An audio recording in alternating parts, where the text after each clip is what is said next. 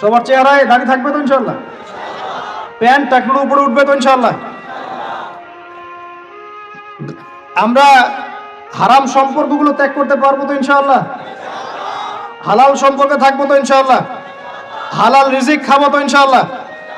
সুদের কাছে যাব, জেনার কাছে যাব, ঘুষের কাছে যাব? আমরা দুর্নীতি করব? আমরা পিতামাতাকে অপমান করব? আমরা কি কোরআন এবং হাদিসের শিক্ষাকে বাদ দিয়ে শিক্ষা অর্জন করব? আল্লাহ পাক যে কথাগুলো আমরা বললাম তার উপরে আমল করা তৌফিক দান করুন। ওয়াল্লাহু শাহীদুন বাইনি ওয়া বাইনাকুম, ঠিক আছে? আল্লাহ আমার এবং আপনাদের মাঝখানে সাক্ষী। ওয়া হুয়া শাহীদুন বাইনানা ওয়া কাফা বিল্লাহি শাহীদা, আল্লাহ পাকই আমাদের সাক্ষী, তিনিই সাক্ষী হিসেবে যথেষ্ট, ঠিক আছে? এবার আসেন শেষ পয়েন্ট, আমাকে বলেন আল্লাহর নবী সাল্লাল্লাহু আলাইহি ওয়াসাল্লাম যেই যুগে জন্ম নিয়েছেন যুগটার নাম কি বলেন? এখন শোনেন, ওই যুগে শিরক ছিল, কি ছিল? ওই যুগে সুদ ছিল, কি ছিল? ওই যুগে জেনা ছিল, কি ছিল? ওই যুগে মারামারি দাঙ্গা হাঙ্গামা ছিল, ঠিক আছে? ওই যুগে মাদক ছিল, আর নারী জাতির অবমাননা ছিল। এখনকার যুগে আছে না নাই? বেশি না কম? অনেক বেশি না অনেক কম? আচ্ছা, ওই সমাজটা আল্লাহর নবী পরিবর্তন করেছেন কি না? কত বছর সময় লাগছে? কত বছর? মাত্র 23 বছর। যার প্রথম 13 বছর মক্কায়, পরের 10 বছর বলেন, প্রথম 10 বছর মক্কায়, পরের 10 বছর মদিনায়। নিজের মন গড়া বুদ্ধি দিয়ে করেছেন না আল্লাহর ওহী দিয়ে করেছেন? আবার বলি, নিজের মন গড়া বুদ্ধি দিয়ে করেছেন, নিজের প্রবৃত্তির অনুসরণ দিয়ে করেছেন, মানব রচিত আইন কানুন দিয়ে করেছেন, নাকি আল্লাহ পাকের বিধান দিয়ে করেছেন? আল্লাহ পাকের সেই বিধানের নাম কি? তাওরাত, জাবুর, ইনজিল না কোরআন? তাওরাত, জাবুর, ইনজিল আগে ছিল না ছিল না? ওগুলো এই যুগে চলবে না চলবে না? কেন চলবে না? কারণ কোরআন আসার পরে সব রহিত হয়ে গেছে। কোরআন আসার পর সব রহিত হয়ে গেছে। নবী সাল্লাল্লাহু আলাইহি ওয়াসাল্লামের পরে অন্য কোন নবীর অনুসরণ করলে চলবে কি চলবে না? চলবে? চলবে না। কেন? কারণ শেষ নবী এসেছেন, আমরা তার উম্মাহ, আমরা তাকে ফলো করব। শেষ নবী এসেছেন, শেষ আসমানি কিতাব নিয়ে আসছেন, এরপরে কোন আসমানি কিতাব আসবে? আসবে না। আর কোন নবী আসবে? আচ্ছা, এখন আপনারা এতটুকু সাক্ষ্য দিলেন, আমরা বুঝলাম যে আল্লাহর নবী সাল্লাল্লাহু আলাইহি ওয়াসাল্লাম সমাজ পরিবর্তন করেছেন আল্লাহর ওহী দিয়ে। কি দিয়ে ভাই?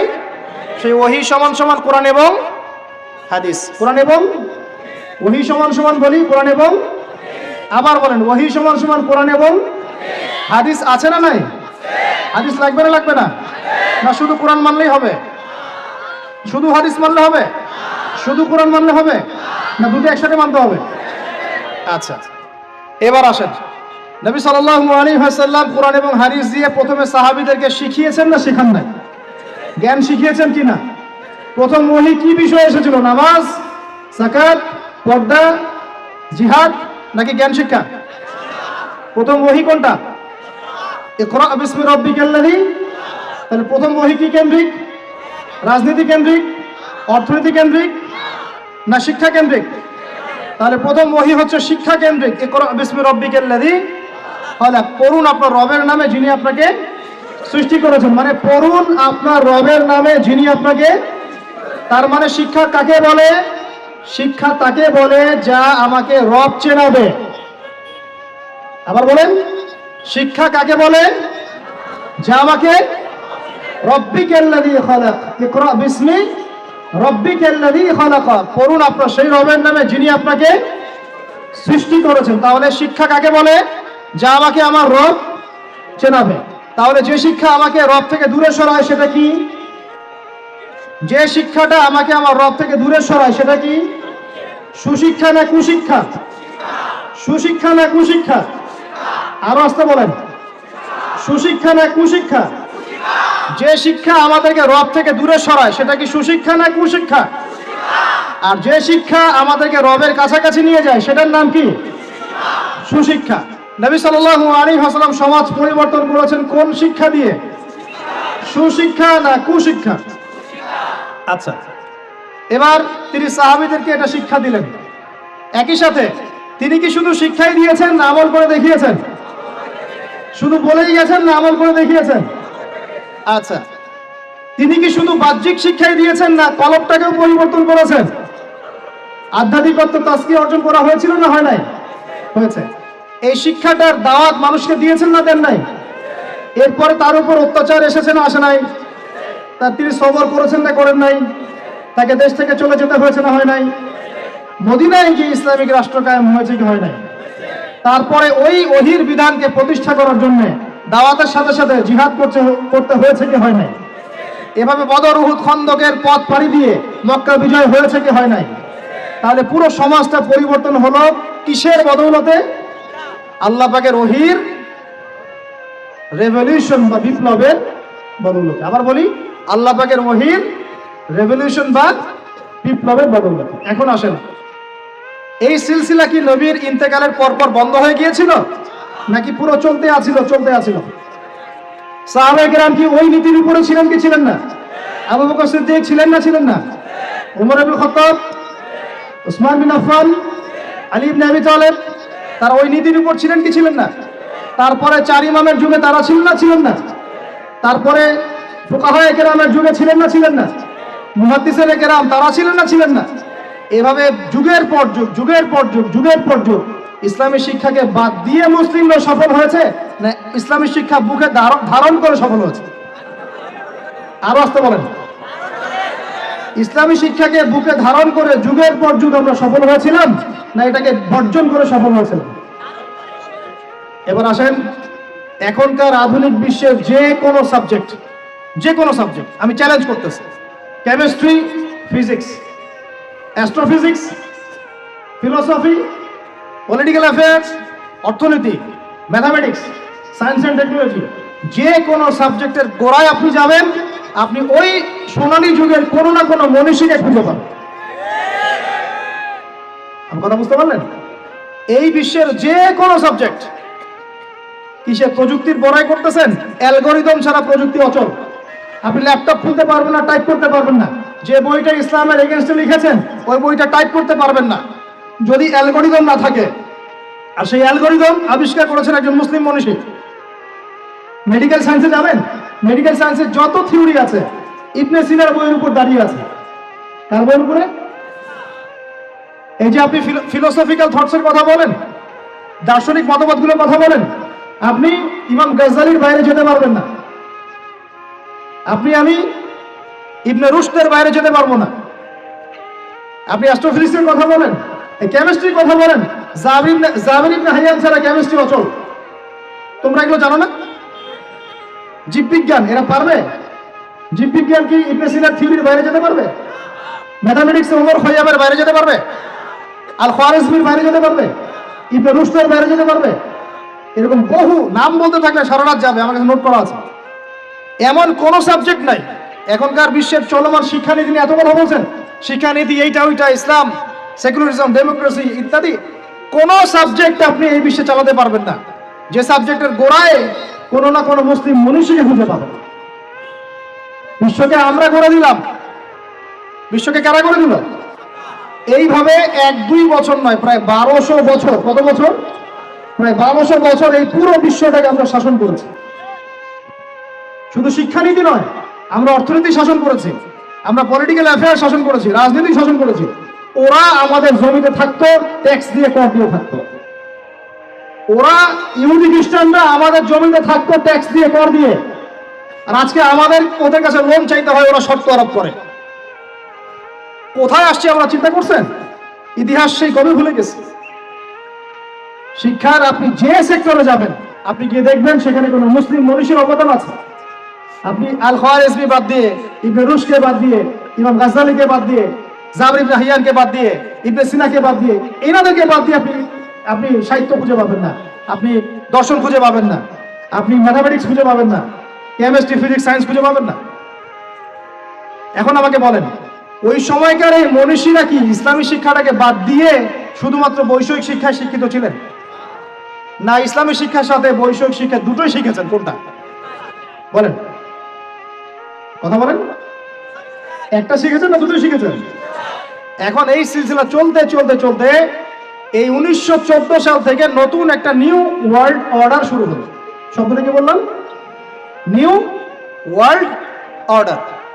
New world order. আসলে 1914 থেকে না, আমি ভুল বলেছি, এটা ফরাসি বিপ্লব থেকেই শুরু হয়েছে। আর ফরাসি বিপ্লব হয়েছে 1799 না, 1789। এই যে 221 বছরের মতো, এই সময়টুকুতেই নতুন একটা ওয়ার্ল্ড অর্ডার এসেছে। এই করতে করতে করতে শিক্ষা এখন দুই ভাগে ভাগ হয়ে গেছে। কয় ভাগে ভাই? একটা জেনারেল স্কুল অফ থট বা সেকুলার স্কুল অফ থট, একটা হলো ইসলামিক স্কুল অফ থট। আমার সাথে বলেন, একটা সেকুলার স্কুল অফ থট, একটা Islamic school of thought. Secular school of থটটা এমনভাবে সাজানো হচ্ছে, শুরুতে বলেছি 20 বছর পড়বেন, 20টা সূরা মুখস্থ করতে পারবেন না। সোজা কথা, এই শিক্ষার মূল উদ্দেশ্য দুনিয়া, দুনিয়া এবং দুনিয়া। দুনিয়া শিক্ষার দরকার নাই তা বলছি না, বলছি এই শিক্ষাটা ইসলামকে কাট অফ করে, বিবর্জিত করে শুধু দুনিয়ার দিকে ফোকাস করছে। পক্ষান্তরে আরেকটা শিক্ষা যেটা ইসলামিক, এখানে মাশাআল্লাহ আমরা কোরআন হাদিস শিখছি বটে, তবে বর্তমান অর্থনীতি, বর্তমান রাজনীতি, বর্তমান ওয়ার্ল্ড অ্যাফেয়ার্স, বর্তমান জিওপলিটিক্স, বর্তমান দর্শন, এই জিনিসগুলোর ল্যাকিংস আছে। কোনো কোনো সময় দেখা যায় একজন ইমাম সাহেব নামাজ পড়াতে পারেন কিন্তু অর্থনীতি বোঝেন না। একজন বক্তা, দায়ী, আলেম মানুষ, তিনি মাশাআল্লাহ বয়ান করেন, কোরআন সুন্নাহ দিয়ে ওয়াজ করতে পারেন, কিন্তু তিনি ইংরেজি বোঝেন না, সায়েন্স বোঝেন না, ইকোনমি বোঝেন না, ওয়ার্ল্ড অ্যাফেয়ার্স বোঝেন না। কেন এরকম হলো? কারণ এই সিলেবাসের মধ্যে এই জেনারেল সাবজেক্টগুলোর ঘাটতি ছিল। বুঝতে পারতেছি আমি কি? বুঝতে পারতেছেন? আবার এই যে একজন ব্যক্তি মাশাআল্লাহ এমবিবিএস ডক্টর, তিনি ইমামতি করতে পারছেন না কেন? এমবিবিএস ডক্টর ইমামতি করতে পারছেন না কেন? তার কেরাত ছুটছে না কেন? কারণ তিনি তার পুরো স্টুডেন্ট লাইফে অনেক কিছু শিখেছেন, বাট কোরআন শেখেন না। বুঝতে পারছি? দুইটা দৌড়াচ্ছে দুই দিকে। দুটো কোন দিকে? দুইটা দুই দিকে। এ হলো আমাদের বর্তমান শিক্ষা সংকট। এটাকে আমি বলি শিক্ষার মেরুকরণ। শিক্ষার মেরুকরণ মানে দুই মেরুতে দৌড়াচ্ছে দুইটা। উচিত ছিল বিগত 100 বছর থেকেই এই দুটাকে সমন্বয় করা, তাহলে আজকে এই টিকটক জেনারেশন দেখতে হতো না, বেয়াদব প্রজন্ম দেখতে হতো না, এই মাদকদ্রব্য সেবনকারী জেনাকার প্রজন্ম দেখতে হতো না। তারা হালাল হারাম বুঝতো, নীতি নৈতিকতা বুঝতো, শেকড় চিনত। তাদেরকে ওমর ইবনুল খাত্তাবের নাম জানাতে হতো না, খালিদ বিন ওয়ালিদকে চেনাতে হতো না, বিন কাসিম আর তারেক বিন জিয়াদের নাম শোনাতে হতো না।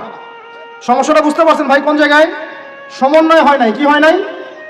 সমন্বয়ে যারা করার চেষ্টা করেছেন সেটা আমি প্রশংসার দাবি রাখে তারা অবশ্যই, কিন্তু এটাও বিশ্বের চ্যালেঞ্জ মোকাবেলার জন্য যথেষ্ট হয় নাই। তো কথাগুলো অনেক বড় স্কেলের, এগুলো বাস্তবায়ন করা অনেক বড় ব্যাপার, অনেক কঠিন, রাস্তা অনেক জটিল, কিন্তু এই কাজটা আমরা সবাই মিলে করবো ইনশাআল্লাহ। আল্লাহর কসম করে বলতেছি, এই কাজ যদি আমরা আগামী 20 থেকে 30 বছরে করতে ব্যর্থ হই, আরো 20 বছর পর আপনি এমন একটা প্রজন্ম পাবেন শুদ্ধ করে সালামটাও দিতে পারবে না। দেখে নিয়েন আপনি, শুদ্ধ করে সালাম তো দিতে পারবেই না, আল্লাহ পাকের কালিমা লা ইলাহা ইল্লাল্লাহ ঠিক মতো উচ্চারণ করতে পারবে কিনা সন্দেহ আছে। নামাজটাকে সে অপশনাল মনে করবে। রমজান মাসে বাইরে সিগারেট টান দিয়ে বের হবে, ও যে আর কি করতে পারে, দেখবেন যে পশু হয়ে গেছে, বালহুম আদল, বরং তার চেয়ে নিকৃষ্ট হয়ে যাবে, যদি না আমরা এই শিক্ষাটাকে সমন্বয় করতে পারি। এখন সমন্বয়ের পথ ও পদ্ধতি কয়টা? আমার ক্ষুদ্র গবেষণায় 3টা। কয়টা ভাই? আচ্ছা, এটাই শেষ কথা। পথ ও পদ্ধতি খুব কম। কেন কম? কারণ আমাদের কাছে কোনো শক্তি নাই। এখানে বসে অনেক কথা বললাম, অনেক কিছু বোঝানোর চেষ্টা করলাম, এই পর্যন্তই। আমার হাতে কোনো ক্ষমতা নেই, এবং আমার মতো হাজার হাজার আবুদ আদনান বা আপনার মিজানুর রহমান আজহারি, হ্যাঁ, আরো যারা বড় বড় স্কলার আছেন, কেউই কিছু করতে পারবেন না। কেন? কারণ আমাদের হাতে কোনো পলিটিক্যাল পাওয়ার নাই, আমাদের হাতে কোনো সোশ্যাল পাওয়ার নাই, আমাদের হাতে কোনো আপনার কি বলে শাসন ক্ষমতা আমাদের হাতে নাই। কে করতে পারবেন? যিনি একজন সৎ নেতা, যিনি একজন সৎ নেতা, যোগ্য নেতা, যাকে আল্লাহ দিনের বুঝ দিয়েছেন, যার কোরআন সুন্নাহর জ্ঞান আছে, দিনের বুঝ আছে, সমকালীন প্রেক্ষাপট সম্পর্কে সচেতন, তিনিই করতে পারবেন ইনশাআল্লাহ। আমরা দোয়া করে আল্লাহ পাক যেন এমন মানুষ উপর থেকে নিয়ে আসে, বলেন আমিন। আল্লাহ পাক এমন মানুষ উপর থেকে নিয়ে আসে, এরকম যোগ্য মানুষদেরকে আল্লাহ পাক উপরে নিয়ে যান। কেন পারবেন? উপর থেকে ঢেলে একটা শিক্ষানীতি চালু করতে পারবেন, তিনি মানুষকে ফোর্স করতে পারবেন, এই শিক্ষানীতির উপর আমার জাতি চলবে, যেখানে জেনারেল শিক্ষা ইসলামিক শিক্ষার একটা সর্বোচ্চ সমন্বয় থাকবে। এরকম কোন নেতা আসলে পরে প্রত্যেকটা স্কুলে, প্রত্যেকটা কলেজে, প্রত্যেকটা বিশ্ববিদ্যালয়ে ইনশাআল্লাহ দেখবেন ইসলামী শিক্ষা ঢুকে গেছে ইনশাআল্লাহ। একই সাথে প্রত্যেক মাদ্রাসায় বর্তমান যুগোপযোগী জ্ঞানগুলো ঢুকে যাবে ইনশাআল্লাহ। তিনি পারবেন সবাইকে এক টেবিলে বসাতে। এটা আমার আপনার সাধ্যের মধ্যে নাই, কিন্তু আপনাকে পথ দেখাতে পারবো। কি দেখাতে পারবো? বলতে পারবো যে কিভাবে হলে সম্ভব হতো। এটা একটা বিশাল জিনিস। এই জায়গা থেকে যদি শক্তি না আসে ইসলাম মুসলিমদের, নিচু লেভেলে আপনি যত কাজই করেন এটা সাস্টেন করবে না। এটা একটা পথ। যদি আমাদের উপরে এমন কোন নেতৃত্ব আসে যারা প্রত্যেকটা শিক্ষা ব্যবস্থাকে ঢেলে সাজাতে পারবে, ইনশাআল্লাহ জাতিকে বাঁচানো সম্ভব, এখনো সম্ভব। আযাব আসার আগেই বাঁচানো সম্ভব। আমার কথা বোঝা যায়?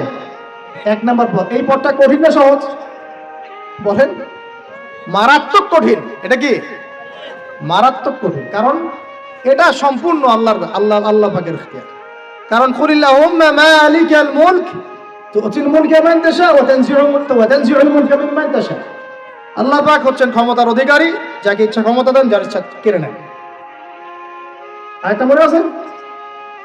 তুতিল মুলকা মান তাশা ওয়া তানজিউল মুলকা মিম্মান তাশা ওয়া তুইজ্জু মান তাশা ওয়া তুযিল্লু মান তাশা বিয়াদিকাল খায়র। আল্লাহ পাকের হাতেই এই সব ক্ষমতা। তিনি দিতে পারেন, নিতে পারেন, ইজ্জত দিতে পারেন, কমাতে পারেন। এটা একটা পথ। এই পথটা যদি আল্লাহ পাক আমাদের জন্য উন্মুক্ত করে দেন কোনোভাবে, বা যারা আছেন তাদের মতো ওই বুঝটা দান করেন, তাহলে এই জাতিকে বাঁচানো সম্ভব, উপরের লেভেল থেকে বাঁচানো সম্ভব। কেন? কারণ আমরা যদি সবাইকে মাস্ক পরতে ফোর্স করতে পারি, আমরা সব শিক্ষা প্রতিষ্ঠানে প্রাইমারি লেভেলে কোরআন শিক্ষা বাধ্যতামূলক করতে পারি। কথা বোঝা যায়? আমি যে মাঠে বসে কথা বলছি, এটা তো ইউনিভার্সিটি না, ডিগ্রি কলেজ। আপনি ডিগ্রি কলেজের সবগুলো স্টুডেন্টকে ডাকেন দেখি এবং কোরআন তেলাওয়াত চেক করেন। ডিগ্রি কলেজ মানে তার বয়স কত এখন? 25 বছরে তার কোরআন তেলাওয়াত সহি হয় নাই। কারণ উপর থেকে তাকে কোনো চাপই দেওয়া হয় নাই। তার সিলেবাস ওটা ফোর্সফুল, বাধ্যতামূলক ছিলই না কখনো। ওই জন্য কি আরো পড়ে নাই। ও সিলেবাসে নাই, পড়বো কেন? সেটা পড়াশোনা করতেছে, চাকরি করবে। বুঝতে পারেন কথা? শিক্ষকদেরকে ডাকেন সব বিশ্ববিদ্যালয়, বড় বড় বিশ্ববিদ্যালয়ের শিক্ষকদেরকে ডেকে একটা টেবিলে বসান, কোরআন তেলাওয়াত চেক করেন। 90% তেলাওয়াত ঠিক থাকবে না। জাতির শিক্ষক তারা, জাতির এই বাঙালি জাতির শিক্ষক তারা কোরআন তেলাওয়াত করতে পারে না। আর কিভাবে বলবো আপনাদেরকে? তাদের হাতে জাতি করতেছে, এই জাতির কারিগর তারা কোরআন তেলাওয়াত করতে পারে না। সুবহানাল্লাহ। এটা অবাক করার বিষয়। অবাক হলে নবীজি বলতেন সুবহানাল্লাহ। অবাক হলে নবী বলতেন কি? সুবহানাল্লাহ। সুবহানাল্লাহ। তারা জাতি করতেছেন, কারিগর, কোরআন তেলাওয়াত করতে পারেন না। সংকট কি বুঝতে পারেন? সংকট কোন জায়গায়? তাহলে প্রথম যেটা, এটাই একমাত্র সবচেয়ে সেরা পথ। যদি আল্লাহ পাক এমন কাউকে নিয়ে আসেন যার মাথায় এই বুঝতে থাকবে ইনশাআল্লাহ, সে যদি উপর থেকে সুন্দর মতো সব ঢেলে সাজায়, প্রত্যেকটা ঘর থেকে কোরআনের আওয়াজ আসবে ইনশাআল্লাহ। তখন আলাদা করে আপনাকে মাদ্রাসায় ঢুকতে হবে না। দরকার আছে মাদ্রাসা খোলা? কারণ সব তো উপর থেকেই হচ্ছে। একটা এক্সাম্পল দেই, জাস্ট একটা দিচ্ছি ভাই। মালয়েশিয়ায় ক্লাস 10 পাস একটা ছেলে ইমামতি করতে পারে। মালয়েশিয়ার ক্লাস 10 পাস করা একটা ছেলে ইমামতি করতে পারে। সে কোনো মাদ্রাসায় পড়ে নাই, স্কুলেই শিখেছে। কোথায়? স্কুলে। মালয়েশিয়া পিছিয়ে গেছে, অর্থনীতিতে পিছিয়ে গেছে, ওয়ার্ল্ড অ্যাফেয়ার্সে পিছিয়ে গেছে, জিও পলিটিক্সে পিছিয়ে গেছে, ওর জিডিপি কমে গেছে। আর কিভাবে বুঝাবো বলেন? আর কিভাবে বুঝাবো? 2 নম্বর পথ, এই দুটো করে শেষ করছি ভাই। 2 নম্বর পথ হচ্ছে, যদি এরকম কোনো উদ্যোগ না নেওয়া হয়, তাহলে মাদ্রাসা শিক্ষায় যা চলছে এখানেই আমাদের সংযুক্ত থাকা এবং ছেলে মেয়েদেরকে এখানে সংযুক্ত রাখা। তবে এই শিক্ষায় একটা জিনিসকে সংশোধন করা দরকার, সেটা হলো যুগোপযোগী জেনারেল শিক্ষাগুলোকে ঢোকানো দরকার। নাহলে আমাদের হাতে কোরআন থাকবে আর এক হাতে হাদিস থাকবে, তারপরেও আমরা চলমান সংকটগুলোকে সমাধান করতে পারবো না। কারণ অঙ্ক, গণিত, ইংরেজি, জিও পলিটিক্স, অর্থনীতি এগুলো তো আমরা জানি না। কোরআন পড়তেছি, যে দাওয়াত খাচ্ছি 40 কোনখানে, বুঝতে পারেন না কথা? এটাও সমস্যা। তো এখানেও একটা মানে সংশোধন বা রেভলিউশন দরকার। এটা নিয়ে ওলামায়ে কেরাম বুঝবেন, তারা বুঝবেন। এটা আমাদের আমাদের মানে আমাদের পক্ষ থেকে জোরালোভাবে কিছু বলা যাবে না। ওলামায়ে কেরাম তারা বসে পরামর্শ করে একটা সিদ্ধান্তে আসলে তারপরে জেনারেল উপকারী সাবজেক্টগুলোকে ঢোকানো যেতে পারে, তাহলে একটা সলিউশন হবে। তখন কি হবে যে আচ্ছা ঠিক আছে, ওইটা না হয় পুরোই সেকুলার হয়ে গেল, আমরা অ্যাটলিস্ট ইসলামিক শিক্ষার সাথে থাকলাম। এই তো। আর 3 নম্বর যেটা, যে নতুন নতুন শিক্ষা প্রতিষ্ঠানগুলো বিভিন্ন জায়গায় যদি গড়ে তুলতে পারেন, যেখানে নতুন করে আপনি সিলেবাস প্রণয়ন করতে পারেন, জেনারেল শিক্ষা এবং ইসলামী শিক্ষার সমন্বয় থাকবে, একদম প্লে গ্রুপ থেকে শুরু করে বা নুরানি থেকে শুরু করে মাস্টার্স পর্যন্ত, দাওরা হাদিস পর্যন্ত গ্র্যাজুয়ালি আমার ছেলে মেয়ে পড়াশোনা করবে। সে মাশাআল্লাহ জেনারেল সাবজেক্টও শিখবে, ইসলামিক সাবজেক্টও শিখবে, হাফেজও হবে, এদিকে মাশাআল্লাহ এদিকে মাশাআল্লাহ ভালো করবে, ডক্টর হবে মাশাআল্লাহ, হাফেজও হবে, পাইলট হবে, ইঞ্জিনিয়ার হবে মাশাআল্লাহ, এদিকে দেখা যাবে সে ফকিহ হয়ে গেছে মাশাআল্লাহ। এটা নতুন করে করা সম্ভব। এই কারণেই আমি আমার কনফিডেন্স থেকে বলছি, খয়রুল কুরুন সবচেয়ে শ্রেষ্ঠ যুগে এভাবেই মানুষ শিখেছে। খয়রুল কুরুনে কোনো বিশ্ববিদ্যালয় ছিল না, কোনো স্কুল কলেজ এগুলো ছিল না। একজন ছাত্র একজন আলেমের কাছে গিয়ে কোরআন হিফজ করতেন, হেফজ শেষ আরেকজনের কাছে আরবি ভাষা শিখতেন, শেষ আরেকজনের কাছে গিয়ে নাহু সরফ শিখতেন, শেষ আরেকজনের কাছে উসুল শিখতেন, আরেকজনের কাছে ফিকহ শিখতেন, তারপরে গিয়ে অন্যান্য সেক্টরগুলোতে চলে যেতেন। তাদের ভিত্তির উপরে এই সভ্যতা দাঁড়িয়ে আছে। এটাকে নতুন করে আবার চালু করা সম্ভব নতুন নতুন প্রতিষ্ঠান গড়ে তোলার মধ্য দিয়ে। তবে কাজটা বলার চেয়ে করা কঠিন, বলার চেয়ে করা কঠিন। কারণ আমাদের মধ্যে অনেক সমস্যা, আমরা সবাই তাকায় থাকি মানুষের দিকে, সে করবে আমি গিয়ে ভোগ করবো। আপনার যদি আপনার সন্তানকে নিয়ে এতই ফিকির থাকে, আমার সন্তানের ভবিষ্যৎকে আপনি এতই চিন্তিত থাকেন, তা আপনি কেন একটা মাদ্রাসা করতেছেন না, বা আপনি কেন একটা স্কুল করতেছেন না, বা আপনি কেন শিক্ষার সমন্বয় নিয়ে কথা বলছেন না, ভাবছেন না? আপনি কেন আপনার অর্থ কোরবানি করছেন না, কেন আপনার জায়গা কোরবানি করছেন না? এই উম্মার সব দায়িত্ব কি গুটি কয়েক মানুষের উপরেই? বলেন, এই উম্মতের সব দায়িত্ব কি গুটি কয়েক মানুষের উপরেই? এই কয়েকজন মানুষ আপনাকে কি করতে পারবে? আমাদের হাতে কি করার ক্ষমতা আছে? সর্বোচ্চ বলা ছাড়া কিচ্ছু করার ক্ষমতা নাই। আর আপনাকে চিন্তা করতে হবে আপনার সন্তানের ভবিষ্যৎ কোন দিকে নেবেন, কোন প্রতিষ্ঠানে পড়াবেন, কোন সিলেবাসে পড়াবেন, নাকি নাস্তিক পড়াবেন। মনে রাখবেন, মানুষ মরে গেলে তার আমল নামা কেটে যায়। ইল্লা সালাস, 3টা চালু থাকে, 3টা চালু থাকে, সাদাকায়ে জারিয়া, প্রথম সাদাকাতুন জারিয়াতুন, সদকায়ে জারিয়া। এরকম প্রতিষ্ঠানগুলো এবং এই রেভলিউশন ইলমি মেহনতগুলো প্রত্যেকটাই সদকায়ে জারিয়া হবে। 2 নাম্বার কি? ওয়ালাদুন সালেহ, নেককার সন্তান। নেককার সন্তান কখন তৈরি হবে? যখন এরকম প্রতিষ্ঠান গড়ে তুলবেন তখনই। আরেকটা হলো আল ইলমুন ইউনতাফাউ বিহিন নাস, এমন জ্ঞান যা দিয়ে মানুষ উপকৃত হয়। এটাও তো পড়ে গেল ইসলামী শিক্ষার রেভলিউশনের মধ্যেই। আল্লাহ রাব্বুল আলামিন আমাদেরকে আলোচনা শুনে বুঝে আমল করার তৌফিক দান করুন। এই বিষয়গুলো নিয়ে ভাববেন। আল্লাহ পাক আপনাদের সবাইকে বোধ শক্তি দিয়েছেন। ইসলাম কারোর উপর চাপিয়ে দেওয়া ধর্ম নয়। আমরা শুধুমাত্র বলে গেলাম, যাচাই করে হককে হক মেনে, বাতিলকে বাতিল মেনে আমল করার দায়িত্ব আপনার। আল্লাহ রাব্বুল আলামিন আমাদের সবাইকে কথাগুলো বোঝার ও আমল করার তৌফিক দান করুন। আমিন।